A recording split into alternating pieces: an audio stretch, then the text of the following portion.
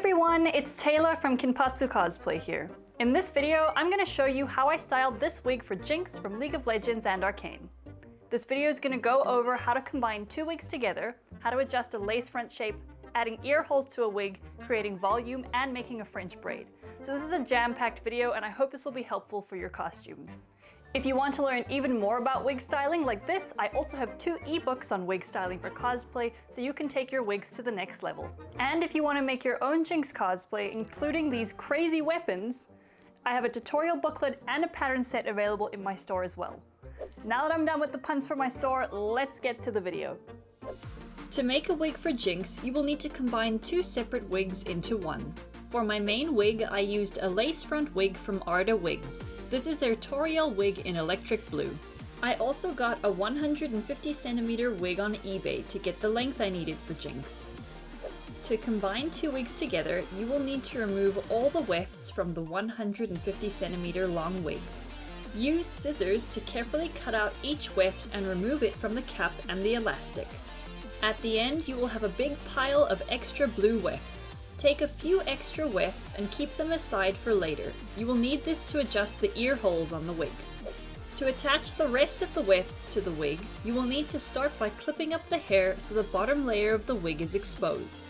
Take a strip of extra wefts and apply hot glue along the edge. Then you can press this into place along the bottom layer of the wig.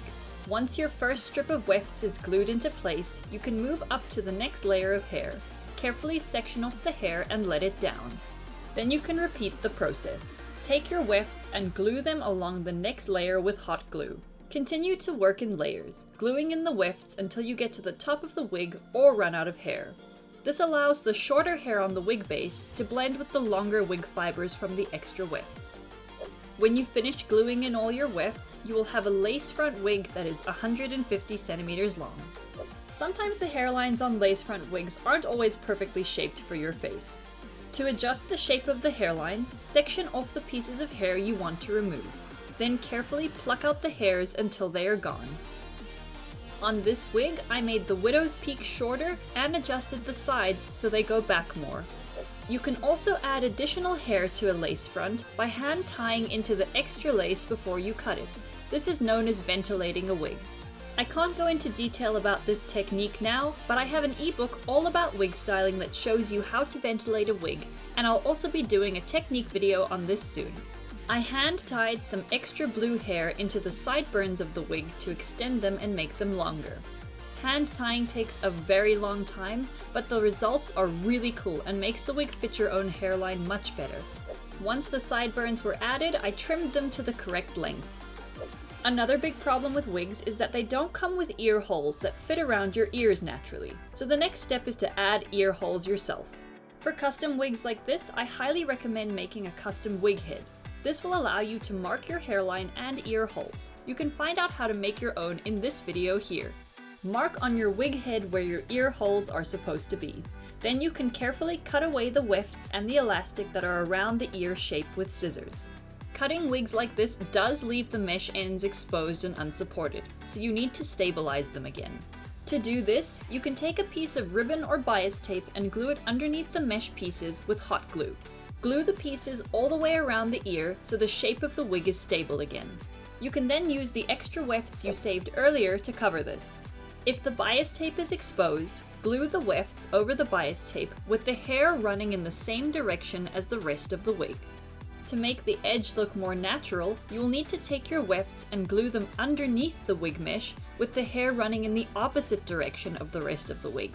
Once you glue the wefts into place, you can use heat from a hair dryer or a steamer to fold the wefts back with the rest of the hair. Folding the hair over like this hides the remaining wefts and gives you a nice clean finish around the edges of the ear hole opening.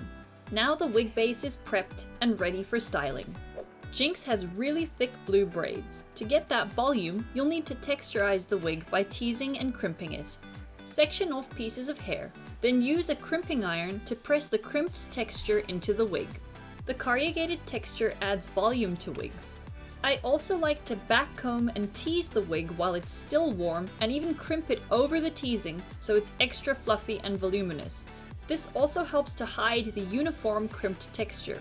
I know this step looks absolutely horrifying, but trust the process, it works and it will help you get those nice poofy braids.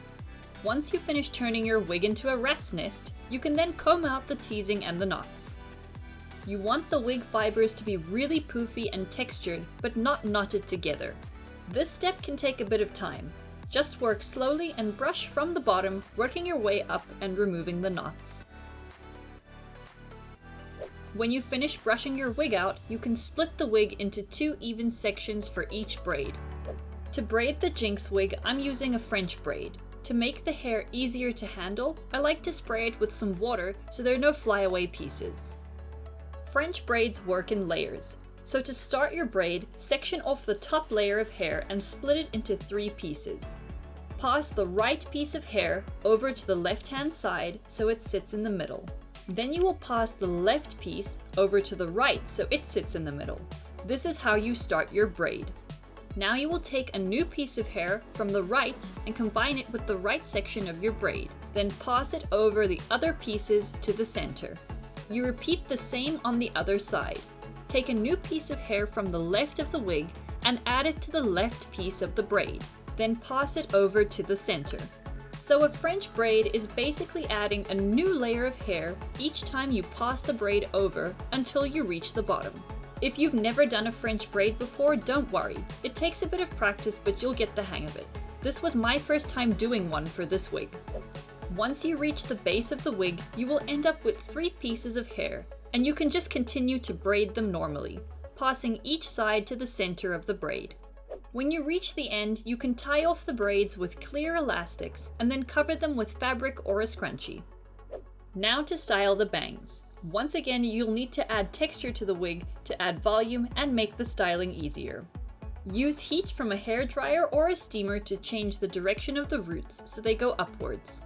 Then, while the hair is still warm, use a teasing comb to back comb the hair into a big poof.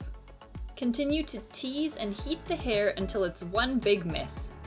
You can then brush out the bangs to remove any knots and tangles.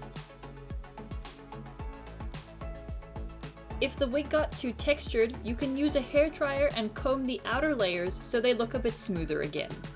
You can now start to trim and shape the bangs. A steamer is a great tool to help shape the hair and get it to go in the direction you want. I used both a hairdryer and a steamer to push up the roots of the wig, and also to help form the kink in Jinx's bangs that changes direction. If you're struggling to get the extra volume needed for the shape of the bangs like I was, you can add a piece of batting that's been dyed blue to help give more support and shape inside. I just secured this inside the wig with hairspray and a hairdryer. You can then comb the wig fibers over this batting and continue to style and shape the bangs. Work in layers, positioning and shaping the hair with the hairdryer and securing it in place with the hairspray. Wig styling can be very frustrating, and I think I restyled these bangs 3 times before I was happy with them. So if it didn't work out the first time, you can always brush it out and try again. Once you get the base shape of the bangs, you can then trim the ends and style them into points with some hairspray. If you used too much hairspray, you can reactivate it by using alcohol in a spray bottle. This is a great alternative to restyle something without it being too caked in product. And that's how I styled my Jinx wig. This took a lot of hours and it was very frustrating, but I was really happy with the results at the end.